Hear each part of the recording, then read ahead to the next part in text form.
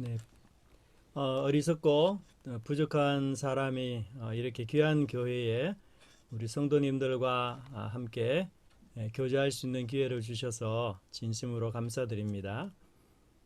처음에는 이영호 목사님의 부탁을 받고 감사하는 마음으로 허락을 했습니다. 허락을 한 이후에 제가 믿음의 교회를 파기 시작했습니다. 적은 아니지만 믿음의 교회를 잘 알아야 제가 잘 섬길 수 있다는 그런 생각 때문이었습니다. 그런데 믿음의 교회를 파면서부터 제가 좀 많이 놀라기 시작했습니다. 오랫동안 같은 직원으로 계시던 간사님도 그 교회에 계시고 또 예전에 설교 목사님으로 섬기셨던 분이 에스라 교수님이라는 사실을 알고는 제가 여러 가지 마음에 많은 그 부담을 가지게 되었습니다. 원래 그 잘 아는 분이 계시거나 아니면 설교나 목회를 더 잘 하던 분의 뒤를 이어서는 설교하지 않는다 이런 불문율이 있습니다. 사실. 그래서 제가 우리 믿음의 교회의 성도님들에게 부탁드리고 싶은 것은 하나님이 제게 주신 은사를 통해서 여러분들을 잘 섬길 수 있도록 기도를 해달라, 기도를 많이 해달라. 네, 그 부탁밖에 그 부탁드리고 싶은 그런 마음이 있습니다. 우리는 올해 마지막 주일을 지금 맞이하고 있습니다. 올해는 사실 그 어느 해보다도 많은 변화와 변수가 있는 시기였습니다. 전 세계는 코로나 공격 앞에서 어찌할 바를 몰라 했고 개인과 공동체, 직장 생활 등 코로나는 사회 전반에 걸쳐서 모든 것을 바꾸어 놓았습니다. 아마 전 세계를 이토록 오랫동안 패닉으로 빠뜨린 코로나 앞에서 인류는 굉장히 힘들어하고 버거워했습니다. 또한 극복할 수 없고 이겨낼 수 없는 이런 상황 앞에서 인간의 자만, 오만은 꺾어지고 말았던 것이죠. 저는 코로나를 보면서 마치 우리가 코로나의 포로 시기를 살아가는 듯한 그런 생각을 좀 하게 됩니다. 자유는 봉쇄당하고 또 경제는 위축되고 모든 생활에서 마스크는 필수가 되었고 저희들이 대면과 혹은 식사 만찬 이런 얘기들은 다 과거 얘기가 되고 말았고 문화와 스포츠를 대면으로 향유하고 공유하는 일에는 많은 어려움이 뒤따른 이런 일들이 생겼습니다. 또 예전과 달리 코로나와 관련된 뉴스는 매일 저녁에 아주 중요한 주제였고 또한 아침에 일어나자마자 어제 전국 확진자는 몇 명인지 또 내가 살고 있는 지역의 확진자는 몇 명인지 그래서 어느 동네는 조심해서 조심해야 되는 동네인지 이런 것들을 살펴보는 것이 우리의 일상이 되어버리고 말았습니다. 또 이런 혼란기에 맞이해서 우리 그리스도인들조차도 이런 재난의 시기에 대해서 좌충우돌 또 긍정과 부정의 의견들로 힘들어한 그런 시기였던 것 같습니다. 그러나 사실 하나님께서 우리에게 주신 이 청지기직은 자연과 더불어 온 세상이 하나가 되는 것 아니겠습니까? 샬롬을 이루는 것이고 에덴 동산의 회복, 이상의 평화를 하나님이 우리에게 청지기의 사명으로 주신 것이죠. 그런데 한쪽에서는 샬롬인데 다른 쪽에서는 엔 샬롬이라고 한다면 사실 그것은 하나의 관계가 아니라 원수 관계라는 증거가 아닐까 그런 생각을 해봅니다. 코로나로 자연의 많은 부분이 회복되었다고 합니다. 하지만 우리는 어려워하고 힘들어하고 괴로워합니다. 자연은 회복되어 가는데 우리는 망가져 간다라고 합니다. 자연은 활짝 웃는데 우리는 울상입니다. 자연은 이제 살겠다 하는데 우리는 이제 죽겠다 이렇게 이야기합니다. 인간은 자신들의 편리와 개발 또는 물질적 풍요를 위해서 자연을 훼손한 것이죠. 이제 자연이 아마도 인간을 향해서 소리 없는 공격을 시작한 것 같습니다. 이는 우리가 자연과 우리가 하나 되지 못한 공동체라는 소리 없는 고발이 아닌가 그런 생각을 하게 되고 이것을 우리가 바로잡고 또 우리가 있는 곳에서 이런 청지기직을 회복하는 것이 중요한 시기에 마음이 아닌가 그런 생각을 해보게 됩니다. 그럼에도 불구하고 우리는 지금 이 시간 여기까지 이르렀습니다. 오늘이라는 이 27일은 어제와 다를 바 없는 24시간이지만 그러나 오늘은 그 어떤 날보다도 더한 가치가 있는 날입니다. 그것은 한 해를 마감하는 마지막 주일이기 때문이죠. 변곡점이기 때문이고 전환점이기 때문입니다. 한 해와 새해의 경계에 있기 때문입니다. 오늘 본문에 나오는 이스라엘도 40여 년의 광야 생활을 마감하고 마침내 약속의 땅 앞에 도착했습니다. 불순종과 고난으로 뒤엉킨 과거의 삶을 뒤로 한 채 이제 하나님께서 약속하신 땅, 선물로 받을 땅, 그 땅 앞에 서 있는 것이죠. 즉 그들은 지금 과거와 미래 사이에 서 있는 것입니다. 끝맺음과 새로운 시작이라는 그 능선에 와 있는 것이죠. 이러한 변환점, 변곡점의 시기에는 멈추어서 생각할 때인 것입니다. 이스라엘도 미래를 향해 나가기 전에 먼저 그들의 삶을 회상하고 있습니다. 그 과거의 삶이 어떠했는지를 되새겨 보고 있는 것이죠. 이 시점에서 지금까지의 삶을 새롭게 조명하고 미래에는 무엇을 기억하며 또한 무엇을 목표로 나아가야 될지를 생각할 그런 시간들이 필요했던 것입니다. 우리에게도 지난 과거를 정리하고 이제 새로운 미래를 맞이할 준비가 필요합니다. 우리는 역사의 산물입니다. 이 말은 우리는 과거의 산물이라는 뜻이죠. 과거가 쌓여서 만들어진 것이 지금의 나, 현재의 나, 지금의 우리, 또 현재의 우리입니다. 하지만 우리는 막연히 과거의 희생자들은 아닙니다. 과거를 핑계 삼아서 우리의 앞날, 우리의 미래를 망칠 수는 없습니다. 과거의 불청객과 망령이 미래의 발목을 붙잡아서 더 이상 나아가지 못하게 할 수는 없는 것이죠. 물론 좋은 과거는 충분히 본받아야 할 것입니다. 그러나 과거를 조명하지 않는 미래는 결코 밝지 않을 것입니다. 과거를 돌아보지 않는 미래는 암울할 것입니다. 과거를 무시하는 미래는 존중받지 못할 것입니다. 우리는 앞을 내다보기 위해 과거를 돌아보아야 할 것입니다.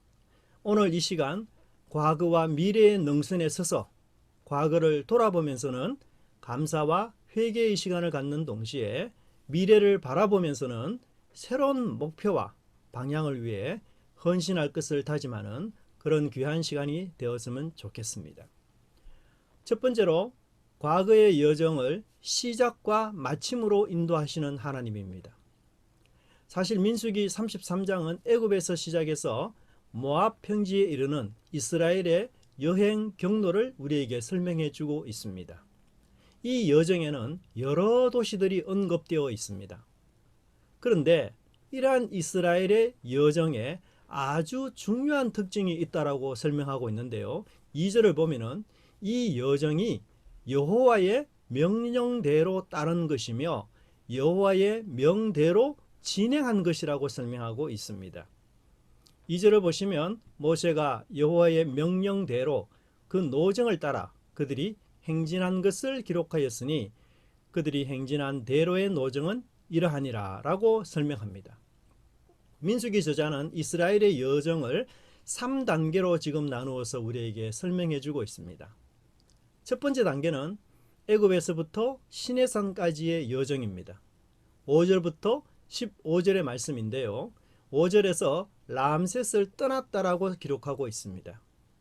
람셋은 이스라엘이 출애굽 직전에 유월절을 지키던 곳이었죠.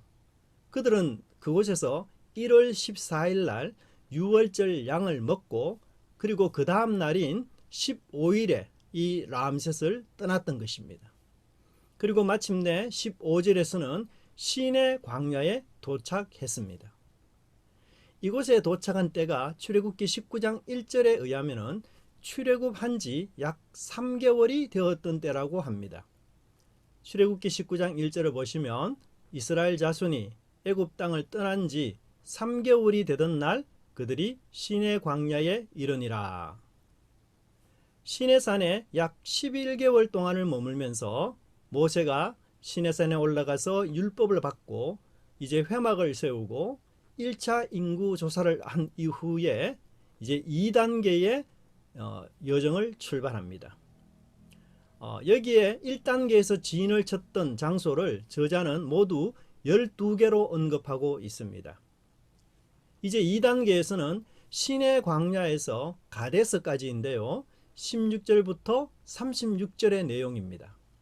여기서는 40년의 생활을 했던 것이죠. 정확하게 말하면 38년 동안 방랑한 지역을 쭉 저자가 나열하고 있습니다. 그리고 1세대가 이 장소에서 모두 죽게 됩니다. 2단계에서는 모두 21개의 장소가 소개되고 있습니다.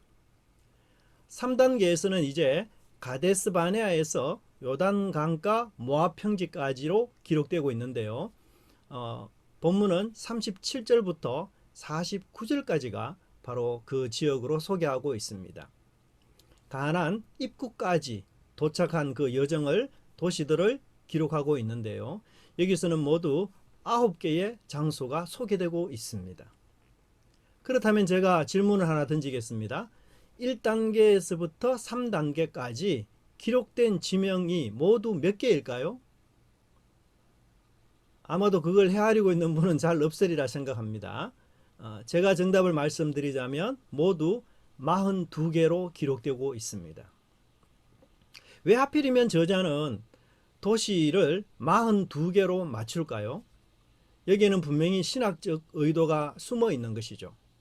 성경신학자 골든 웨남은 이 숫자에 대해서 우리에게 좋은 통찰력을 주고 있습니다. 40이라는 숫자는 7 곱하기 6에서 나옵니다. 맞죠? 6, 7이 42, 7 곱하기 6에서 나옵니다. 그리고 완전수를 2번 곱한 7 곱하기 7의 첫 번째 숫자에 해당하는 것이 바로 약속의 땅, 가나안 땅을 언급하고 있다는 것이죠. 즉 7 곱하기 7의 첫 번째 숫자가 가나안 땅이 될 수 있도록 저자가 의도적으로 42개를 배열하고 43번째는 바로 약속의 땅 가나안 땅이고 그 약속의 땅 가나안 땅은 7 곱하기 7에서 처음으로 시작하는 도시로 언급하고 있다는 것이죠. 즉 저자는 이 약속의 땅을 7을 2번이나 곱한 완전수로 만들고 있다는 것입니다. 즉 40이라는 숫자는 이스라엘 여정이 하나님께서 주도적으로 이끄신 완벽한 여정이라는 것을 말해주고 있는 것이죠. 목표를 향해서 한치의 오차도 없이 진행되어 온 그러한 여정이라는 것을 설명해주고 있습니다. 우리는 출애굽기나 민수기를 통해서 이스라엘의 광야 생활이 불순종과 원망 등으로 얼룩진 불신앙의 모습이었다는 것, 그걸 잘 알고 있습니다. 그들은 하나님과 모세를 불평하고 원망했으며 먹는 문제, 마시는 문제, 길의 문제 등 사소한 이유들로 걸핏하면 애굽으로 돌아가겠다고 협박하면서 출애굽을 행하신 그 하나님의 놀라운 기적과 은혜를 무시했던 일들이 여러 번 있었습니다. 뿐만 아니라 가데스 바네아의 사건을 통해서는 하나님은 이 불순종하는 첫 세대들을 모두 광야에서 죽게 했습니다. 그러므로 한편으로 본다면 이 광야의 여정은 진노와 심판의 여정이었으며 죽음과 시체가 가득한 그러한 여정이었습니다. 그런데도 모세는 2절에서 말하기를 이것이 하나님의 명령대로 이루어진 노정이라고 회고하고 있습니다. 좌충우돌, 갈팡질팡하는 인생이었으나 하나님께서 함께 하시고 또 하나님께서 인도하시기 때문에 목표에 도달할 수 있었고 그 원하는 바 목적지에 안착할 수 있었으며 손에 잡히지 않았던 그 약속도 마침내 실현되는 일이 일어나게 되었다는 것을 우리에게 말해주고 있습니다. 하나님과 동행하지 않는 우리들만의 여정이라면 이 여정은 아마도 실패로 끝나고 말았을 것입니다. 하지만 언약에 신실하신 하나님께서는 40년 동안 10번이나 반역하는 그들을 향해서 자비와 인내로 다가가셨기에 마침내 약속의 땅 입구에 서게 된 것입니다. 시작이 중요합니다. 하지만 마무리는 더욱 중요합니다. 출발이 중요합니다. 하지만 목표에 도달하는 것은 더욱 중요합니다. 혹 여행을 하시다가 폐허가 된 건물을 본 적이 있을 것입니다. 시작은 좋았고 출발은 잘했지만 재정적인 압박이나 기타 여러 가지 이유로 마무리를 하지 못해서 더 이상 공사도 관리도 진행되지 못해 폐허가 된 그런 건물들을 여러분 보신 적이 있을 것입니다. 그 건물들이 얼마나 흉물스럽습니까? 또한 올림픽이나 아시안게임 아니면 세계적인 챔피언을 결정하는 그런 경기에서 도중에 부상이나 여러 가지 변수로 인해서 탈락되어 결승에 나갈 수 없거나 결승점을 통과해도 실격인 경우를 볼 때에 우리 또한 얼마나 안타깝게 느껴집니까? 많은 선수들이 눈물을 흘리며 경기장을 쓸쓸히 떠나는 것을 보게 됩니다. 이처럼 목표를 무사히 완주하며 끝까지 도달한다는 것은 결코 쉬운 일이 아닙니다. 하지만 처음 시작하셨던 하나님은 마무리도 완성하실 것입니다. 하나님은 알파와 오메가가 되신 분이기 때문이죠. 인생의 여정이 우리들의 손에 있지 않음이 얼마나 감사한 일입니까?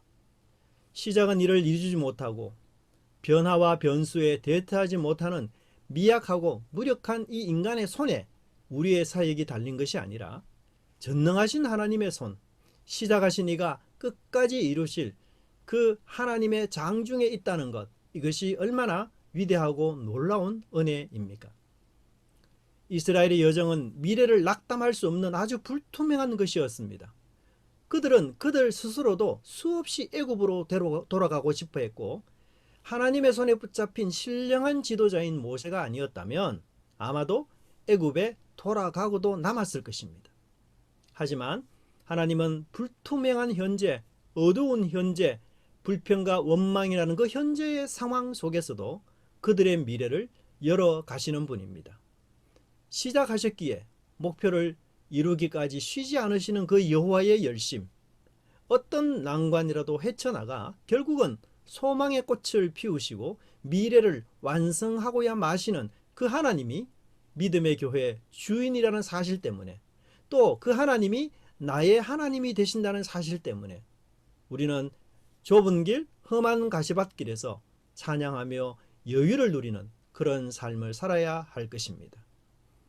올 한 해를 돌아보십시오. 아쉬운 점이 왜 없겠으며 안타까운 과거가 왜 없었겠습니까? 타임머신을 타고 과거로 돌아가서 그 과거의 그때 그 상황에서 바꾸고 변하고 싶은 그런 상황과 말과 행동이 왜 없었겠습니까? 아마도 내 인생의 주인이 나 자신이었다면 우리는 그 상황에서 지금에서 실망하고 절망하고 좌절했을 것입니다. 그러나 올 한 해도 하나님께서 인도하시고 이끄신 여정입니다. 내 인생의 여정에 많은 변수가 있다 할지라도, 많은 고난과 아픔의 시간이 있다 할지라도, 실패와 불합격으로 주저앉은 상황이라 할지라도, 심지어 죄와 악으로 얼룩진 인생이라 할지라도 내가 그분의 손 안에 있다면 나는 완전을 향하여 나아가는 것이며 목표를 향하여 전진하는 것임을 우리는 믿음으로 확신해야 될 것입니다. 그분에게는 좌절이나 절망, 중도 탈락이나 포기는 있을 수 없기 때문인 것이죠. 두 번째로 하나님은 과거의 여정을 용서와 자비로 인도하셨습니다. 우리가 힘찬 미래를 열어가지 못하는 이유가 여러 가지가 있겠지만 그 중에 한 가지는 아마도 과거의 실수와 실패의 흔적이며 절망과 좌절의 현장일 것입니다. 이스라엘 역사 역시 과거 여정인 불순종과 원망과 사랑하는 하나님을 반역하는 배반의 장소로 가득 찼습니다. 그들은 아마 이 장소를 기억하기도 싫을 것입니다. 하나님께 불순종하면서 걸어왔던 그 발자취를 누군들 기억하고 싶겠습니까? 그런 과거의 실패는 우리를 괴롭게 합니다. 과거의 실수는 새로운 도전에 큰 장벽이 됩니다. 후회와 아픔, 상처와 고통으로 얼룩진 그 과거를 과연 구속할 수 있을까요? 우리는 돌이킬 수 없는 그 과거를 붙잡고 이미 지나간 과거의 불순종 때문에 마음이 괴로운 적이 여러 번 있었습니다. 해서는 안 될 일이었고 하나님의 자녀로서는 불명예스러운 일을 했다는 그 애절함 때문에 하나님께 눈물로 기도한 적도 있었을 것입니다. 잊을 수 없는 과거의 상처, 과거의 아픔, 과거의 기억들, 그리고 하나님께 기도하며 회개하며 나아가지만 좀처럼 해결되지 않는 그 마음의 짐들이 우리에게는 있지 않습니까? 여러분, 외국에 나가면 엄청나게 덩치가 큰 코끼리가 자신의 몸무게에 10분의 1도 안 되는 막대기에 묶여서 꼼짝달싹을 하지 못하는 경우를 봅니다. 사실 그 나무 막대기는 너무 가벼워서 코끼리가 앞으로 가거나 뒤로 가거나 옆으로 가는 데에 아무런 방해가 되지 않습니다. 그런데도 이상하게 그 코끼리는 그 자그마한 나무 막대기에 묶여서 그 자리를 맴돌기만 하는 것을 보게 됩니다. 여러분, 왜 그럴까요? 코끼리는 자신의 힘으로 도저히 극복할 수 없는 아주 큰 나무 말뚝에 매여서 여러 번 거듭거듭 지속해서 실패한 경험이 있었던 것입니다. 그 실패가 학습이 되자 이제는 아주 작은 나무 막대기에도 순응하면서 그 곁을 그냥 맴돌고 있는 것이죠. 미래를 향하여 전진하는 데 있어서 처리해야 될 적이 무엇입니까? 과거에 한 실패의 망상, 패배의 비난, 실수와 잘못이라는 이러한 송곳들입니다. 하나님은 우리 인생이 과거의 실패라는 망상에 빠져서 정체성과 방향을 잃어버리고 살아가는 것을 원치 않습니다. 그래서 모든 실패에도 불구하고 하나님은 이스라엘을 버려두지 않으셨던 것입니다. 그들은 그 과거의 실패 속에서도 하나님은 꾸준하게 지속적으로 구름기둥과 불기둥으로 여전히 그들을 인도하시고 보호해 주셨던 것입니다. 오늘 이 본문에 나오는 여러 지명들은 이스라엘의 과거를 회상하면서 본 그 추억 속에서는 기억하기 싫은 불순종의 장소들이 여러 곳이 나오고 있습니다. 8절의 마라에서는 그들이 쓴 물로 백성들이 모세를 원망했습니다. 14절의 르비딤에서는 백성들이 마실 물이 없었다라고 단순하게 저자는 기록하고 있지만 실제로 출애굽기 17장이나 민수기 20장을 살펴보면 그들은 그곳에서 모세와 다투면서 원망했고 하나님을 향하여 시험까지 했으며 그들의 불평과 원망은 모세를 향해서 이 돌을 던질 만큼 아주 극단적이었습니다. 그 순간에 하나님께서 모세를 통해서 반석에 물이 나도록 하셨던 것이죠. 그래서 그 이후에 이 지명이 마사라 혹은 머리바, 즉 백성들과 다투었다라는 불명예스러운 별명이 붙은 지명이 되고 말았습니다. 여러분, 16절에 기브롯 핫다와는 또 어떻습니까? 탐욕의 무덤이라고 불리는 이 장소, 만나를 그들은 혹평하면서 고기에 욕심을 부렸던 자들이 결국 죽은 곳이 바로 이곳입니다. 17절에 하세로세스는 모세의 권위와 권세에 대해서 미리암과 아론이 불평을 일으켰던 장소였습니다. 마치 반항심에 크게 다른 청소년처럼 이스라엘은 가는 곳마다 쥐레를 터뜨렸습니다. 군데군데가 쥐레였고 폭탄이었고 때로는 원폭처럼 복구 불가능한 지명들이 그들의 인생 여정 속에서 널려 있었던 것입니다. 그런데 저자는 놀랍게도 이 백성들의 불명예스러운 과거, 불순종과 원망에 대해서는 한마디도 표현하지 않고 있습니다. 저자는 이 불순종의 여정을 지나면서 마치 아무 일도 일어나지 않는 것처럼 묘사하고 있습니다. 고요한 호수처럼, 잔잔한 호수처럼 그렇게 순탄하게 여정을 마친 것처럼 묘사하고 있습니다. 그 이유는 하나님께서 이미 용서하셨고 하나님께서 이미 잊어버리셨기 때문입니다. 특히 이스라엘 백성들이 40여 년 동안 방황하게 된 결정적인 계기가 되는 장소가 어디입니까? 가데스 바네아 아닙니까? 그런데 성경 저자는 그 바데스 바네아라는 이름조차도 다른 지명으로 묘사하고 있습니다.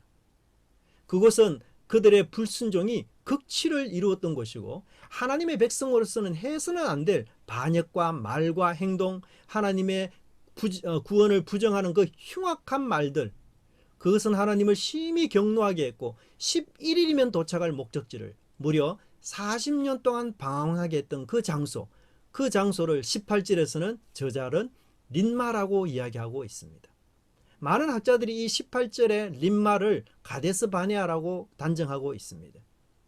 왜냐하면요, 민수기 12장 16절의 보고에 따라 살펴보면 여행 일정이 하세롯에서 진행해서 바란 광야로 들어가는데 그 바란 광야가 곧 가데스예요. 그래서 우리가 이 18절의 말씀을 보면은 하세롯의 발행에서 린마의 진을 쳤다라고 저자는 말하는데, 사실은 이 린마의 또 다른 지명 이름은 가데스라고 표현해야 맞습니다. 그리고 36절에 이르러서 비로소 신광야 곧 가데스에서 진을 쳤다라고 설명하고 있어요. 즉 저자는 지금 가데스라는 장소를 모르는 게 아닙니다. 저자는 지금 38년 전에는 이 장소를 린마로 표현했지만 이제 38년이 지난 이후에는 가데스로 표현하고 있는 것입니다. 얼마나 놀라운 하나님의 은혜입니까? 오히려 하나님은 자신이 이스라엘에게 은혜를 베푼 그 장소를 구체적으로 묘사합니다. 9절의 엘림이 바로 그 장소입니다. 그 전에 그들은 마라에 도착했으나 쓴 물이어서 마실 수가 없었던 것이죠. 하나님은 그러나 기적적인 도우심으로 그 쓴 물이 단물로 변했습니다. 이 마라의 사건은 홍해를 건넌 이후 처음 당하는 사건이었는데요. 이 물 사건은 하나님께서 애굽을 심판의 때 내렸던 그 첫 번째 재앙과 연결시키고 있습니다. 즉 애굽은 마실 수 있는 물도 마실 수 없는 그런 심판을 받게 되지만 하나님의 백성들에게는 마실 수 없는 물도 마실 수 있게 된다는 자비의 모습을 그 사건을 통해 보여주고 있는 것이죠. 뿐만 아니라 엘림은 풍부한 물이 있었던 낙원과 같은 장소였습니다. 엘림의 모습을 저자는 12와 70이라는 단어로 설명하고 있는데요. 이 숫자들은 굉장히 상징성이 있는 숫자입니다. 12는 여러분 아시다시피 이스라엘의 12지파를 의미합니다. 그리고 70은 이스라엘의 장로들, 즉 지도자들의 숫자와 동일합니다. 그러므로 이 숫자들이 상징하는 것은 이스라엘 백성 전체, 이스라엘 백성과 이스라엘 지도자 전체를 의미합니다. 즉 엘림이라는 장소에서는 이스라엘 모든 백성들이 마시고도 남을 만한 풍성한 물을 공급하시는 자비와 은혜의 하나님을 소개하고 있다는 사실입니다. 또한 여러분, 이스라엘 백성들이 모세를 통해서 시내산 언약에서 언약의 말씀을 받고 언약 백성의 조약을 그곳에서 체결했습니다. 잊을 수가 없는 곳이에요. 마치 남녀가 결혼식을 했을 때에 그 결혼의 장소를 어찌 잊겠습니까? 잊을 수가 없는 장소예요. 저자는 그곳을 16절에서 신의 광야로 묘사하고 있습니다. 그런데 여러분 놀랍게도 이 신의 광야 장소가 몇 번째로 언급되는 줄 아세요? 바로 12번째로 언급되고 있습니다. 여러분 이스라엘은 12지파로 구성되었습니다. 즉 민족 전체를 뜻하는 숫자와 시내산에 나온 숫자가 동일한 것은 저자의 의도적인 배열이라고 할 수 있는 것이죠. 즉 이스라엘의 정체성은 시내산에서 하나님과 언약을 맺은 언약 백성이라는 정체성, 그것이 곧 이스라엘의 정체성이라는 것입니다. 하나님의 입양된 자녀이며 하나님께서 친히 보살피시고 도우시고 앞장서서 이끌어주시는 아버지라는 것입니다. 여러분 보통 우리가 지명을 나열할 때는요, 그냥 지명의 이름이 쭉 나오는 것이 일상적이고 일반적이에요. 그런데 가끔 다른 형식이 나오는 부분이 있습니다. 예를 들면 이 지명에 있었던 일을 소개하는 것이죠. 그 지명에 숨겨졌던 이야기, 내러티브를 소개하는 것입니다. 이런 예는 족보에도 많이 나오는데 원래 족보는 이름만 나열하도록 되어 있는데 가끔은 그 이름과 연결해서 내러티브, 이야기가 나옵니다. 이런 경우는 굉장히 특이한 경우로서 저자가 뭔가를 강조하고자 하기 때문에 그 일상의 원칙과 틀을 깨고 우리에게 설명해 주는 것이에요. 사실 오늘 본문도 단순히 지명 이름만 나열하다가 몇 가지 지명에 와서는 설명을 하는 내러티브를 이야기하는 장면이 많이 나옵니다.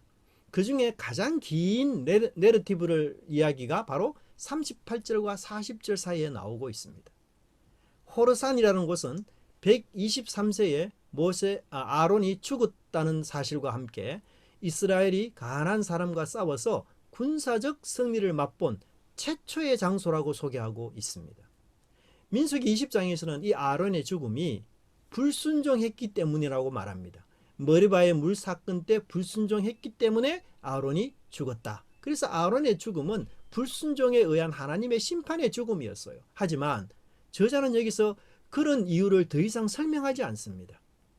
이제 아론의 죽음을 40년 형벌의 막바지에 이르렀고 이제 머지않아 회복될 것을 알려주고 있는 것이죠. 그래서 저자는 곧바로 40절에서 40년 이후에 처음 거두는 전쟁의 승리를 언급하고 있습니다. 민수기 14장 39절 이하를 보면 사실 이곳은 38년 전 가데스 바네아 사건 이후에 그들이 하나님의 명령에 불순종하고 가나안인들을 공격했다가 패배한 호르마가 바로 이 장소였습니다. 그런데 38년이 지난 이후에 그들은 동일한 장소에서 승리하게 됐다는 것이죠. 이제는 과거의 패배를 갚는 승리가 마침내 도래했고 과거의 수치를 회복하는 영광스러운 순간이 나타나기 시작했다는 것입니다. 이제 새로운 시대가 동터오고 있다는 것을 말하고 있고 지연되었던 하나님의 약속이 마침내 성취될 것을 말씀해주고 있습니다. 뿐만 아니라 여러분 광야의 40년 생활을 하면서 이스라엘 백성들이 진을 친 장소가 모두 몇 곳이라고 했습니까? 42곳이라고 했어요. 그런데 사실은 첫 장소인 람셋과 마지막 도착 장소인 모압 평지를 빼버리면 40이라는 숫자로 마감이 됩니다. 그런데 40은 저주와 심판을 상징하는 두려운 숫자입니다. 하나님의 형벌을 상징하는 숫자이죠. 방황의 숫자이며 출애굽 1세대가 죽고 또 죽은 죽음의 숫자가 바로 40이에요. 그런데 저자는 여기에서 2를 더해서 42라는 숫자로 광야의 삶을 정리하고 있습니다. 여러분 이 얼마나 놀랍고 위대한 은혜입니까? 우리만의 여정이라면 40으로 마감하겠지만 하나님의 용서와 자비가 있는 여정이었기 때문에 42라는 숫자로 마감하게 되는 것입니다. 여러분 과거의 실패가 여러분을 정의하도록 두지 마십시오. 올 한 해도 실패하고 부족하고 연약했다고 생각하십니까? 그럴 수 있습니다. 연약과 부족함, 범죄하는 인생은 우리가 구속받았음에도 불구하고 여전히 우리를 괴롭히며 우리가 어떤 경우는 저항할 수 없는 우리의 본질이기도 합니다. 그러나 여기에 주님의 은혜와 자비와 용서가 더해지기에 40이로 시작했던 우리의 여정이 42라는 숫자로 마감하게 되는 것입니다. 이스라엘의 정체성을 규정하는 것은 죄인이 아니라 언약 백성이라는 것입니다. 하나님의 자녀라는 것입니다. 되돌릴 수 없는 과거의 실수와 허물 속에서도 하나님은 자비와 용서로 새로운 출발을 우리에게 제공하고 계신다는 것입니다. 주님은 과거를 구속하셔서 미래를 살아가는 우리에게 그 미래의 디딤돌로 사용하는 그런 놀라운 분이라는 것을 우리는 깨달아야 됩니다. 세 번째로 이스라엘의 미래에게 하나님은 미래에 그들에게 주실 사명을 본문에서 말해주고 있습니다. 40년의 광야 생활을 끝난 이스라엘은 마침내 이제 모압 평지에 서게 되었습니다. 이제 그들의 관심은 과거에서 현재로 돌아왔습니다. 이러한 하나님의 은혜 속에서 오늘과 내일을 어떻게 살아야 할지 하나님은 모세를 통해 말씀해 주셨습니다. 52절과 53절을 보시면 그 땅의 원주민들을 너희들 앞에서 다 몰아내고 그 새긴 석상과 부어 만든 우상들을 다 깨뜨리며 산당을 다 헐고 그 땅을 점령하여 거기 거주하라. 내가 그 땅을 너희에게 소유로 너희에게 주었음이니라. 이스라엘은 그 땅 거민들을 다 모두 오늘 52절 이 본문에서 세 번이나 반복해서 강조하고 있습니다. 다 쫓아내어야만 했습니다. 그 이유는 그들이 섬기는 우상과 깊은 관련이 있는 것이죠. 그래서 우상과 산당을 파멸하고 괴멸해야 했던 것입니다. 가나안 땅은 분명히 하나님의 선물로 주어진 것입니다. 하지만 이스라엘은 이 약속을 믿고 하나님의 도우심을 의지하며 가나안 땅 거민들과 싸워야만 했습니다. 싸우는 것, 전쟁을 좋아하는 사람 없어요. 전쟁은 누구나 꺼립니다. 싸우는 것 누구나 싫어합니다. 하지만 전쟁하지 않고서는 싸우지 않고서는 하나님이 주시는 이 선물의 땅을 차지할 수 없다는 것이에요. 생사를 결정하는 그 전쟁 속에서 이스라엘은 하나님의 약속을 의지하는 믿음을 발휘해야 할 때가 다시 왔습니다. 과거 이스라엘은 광야에서 하나님의 약속을 믿으며 믿음으로 행진했습니다. 그래서 그들은 죽음에서 생명으로 전환되는 일을 경험했고, 병에서 고침받는 일을 경험했고, 목마름과 갈증에서 채워짐을 믿음으로 경험했고, 굶주림과 허기짐에서 풍성함의 역사를 믿음으로 그들은 경험했습니다. 이제 그들은 적군 앞에서 목숨을 내놓는 하나님을 향한 믿음을 다시 발휘해야 될 시점에 이른 것입니다. 하나님의 나라에는 헛수아비들이 필요치 않습니다. 믿음으로 도전하는 군사가 필요합니다. 내가 살아가는 삶의 곳곳에 하나님의 은혜와 자비, 공의와 정의가 임하도록 기도하며 나아가야 할 것입니다. 엘리트주의를 외치고 성공신화에 빠져서 물질을 최고의 가치로 여기는 자들, 제국주의와 권력에 물든 자들, 잘나가는 자신이 최고인 줄 아는 자들, 교만과 오만으로 약한 이웃을 무시하는 자들 등이 존재하는 이 무시무시한 세상 속에서 하나님, 우리는 우리의 믿음을 보여주어야 합니다. 가진 것이 없어도, 내세울 만한 것이 없어도 하나님의 형상으로 지어진 고귀한 존재들임을 일깨워 주어야 합니다. 세상이 최고의 가치로 여기고 삶과 인생을 바쳐서 살아가는 그 물질이라는 목표가 복음에 비해서 허무하고 무익하며 절대적 가치가 아님을 우리는 믿음으로 보여주어야 합니다. 광야에서 가나안 땅으로의 이동은 다른 말로 한다면 광야에서 또 다른 광야애로의 이동과 유사한 것입니다. 물론 장소와 환경과 상황은 분명히 달라졌습니다. 광야와 가나안 땅은 분명히 다른 곳이며 다른 삶이 그곳에 기다리고 있습니다. 그러나 믿음으로 살아야 할 땅이라는 사실에는 변함이 없는 것이죠. 가난한 심령으로 주권적인 하나님을 철저하게 의지해야만 한다는 이 사실에는 변함이 없는 것입니다. 하지만 이스라엘 백성들이 가나안 땅에 안주하면서부터 광야의 정신, 하나님을 절대적으로 신뢰하는 마음이 사라졌습니다. 부자 정신에 빠져 가난한 심령을 거부했습니다. 가난한 심령, 거지와 같은 심령, 하나님을 의지하지 않고는 살 수 없다는 그러한 간절함이 그들에게 사라지기 시작했습니다. 그리고 믿음이 사라진 곳에 탐욕이 자리를 차지했습니다. 탐욕은 이웃을 사랑하고 섬기는 것을 거부합니다. 이웃보다 잘 살아야 하고 이웃보다 성공해야 되고 나아가서 이웃을 굴복시키기를 원하고 있습니다. 탐욕의 최종 목표는 자기의 세상을 만드는 것이죠. 목적과 방향, 정체성과 사명이 사라진 그 이스라엘에게 멸망이라는 미래의 운명은 바꿀 수가 없었던 것입니다. 우리는 과거와 미래 사이에 서 있습니다. 변곡점입니다. 매일 중요하지만 변화의 시점이 훨씬 더 중요합니다. 생각하지 않고 산다면 사는 대로 생각하게 될 것입니다. 고민 없이 기도 없이 산다면 세상이 나를 지배할 것입니다. 하나님께서 나의 과거를 어떻게 인도하셨는지를 기억합시다. 실수와 허물이 많은 삶이었으나 주님의 손 안에서 목표를 향해 달려가고 나아가고 있음을 확신합시다. 40으로 맞춰질 인생 여정을 주님의 자비와 용서를 통해서 42로 마치게 했습니다. 불행의 장소, 속박의 장소, 범죄의 장소들이 다시는 나를 지배하지 못하도록 합시다. 나를 힘들게 하며 괴롭히는 모든 과거의 어두운 삶을 벗어버리기를 바랍니다. 주님의 용서와 자비를 믿을 때에 우리는 새로워질 수 있으며 우리는 강할 수 있습니다. 그리고 우리 앞에 펼쳐진 미래를 새로운 사명으로, 이제 전날에는 실패했고 패배했던 그 장소를 승리와 영광의 장소로 바꾸는 그런 믿음의 은혜들이 우리 모든 성도들에게 있기를 간절히 바라겠습니다. 기도하겠습니다. 주님, 올해도 예상치 못한 많은 어려움들이 있었습니다. 안타까운 일들, 힘든 일들, 생활고의 어려움과 가정의 어려움, 사회 정치적 불안 등이 많은 일들이 일어났습니다. 저희들이 보기에는 미완의 한 해였고 부족한 한 해였고 아쉬움의 한 해였으나 하나님의 명령대로 여기까지 온 여정임을 또한 믿습니다. 하나님의 손길에 함께 하였고 구름 기둥과 불 기둥이 인도한 걸음이었기에 부족함이 없는 여정임을 믿습니다. 용서와 자비, 더함의 은혜로 지금 여기까지 오게 하신 것을 감사드립니다. 새로 맞이할 2021년의 여정에는 주님이 주시는 사명으로 힘찬 발걸음을 내딛도록 하겠습니다. 가난하고 절박한 믿음 허락해 주셔서 주님을 온전히 신뢰하게 하옵소서. 만나와 같은 매일 주시는 말씀을 통하여 주님과 깊은 교제 속에서 이웃과 세상과 하나 되는 창조적인 삶 살아갈 수 있도록 도와주시옵소서. 예수님의 이름으로 기도드리옵나이다. 아멘.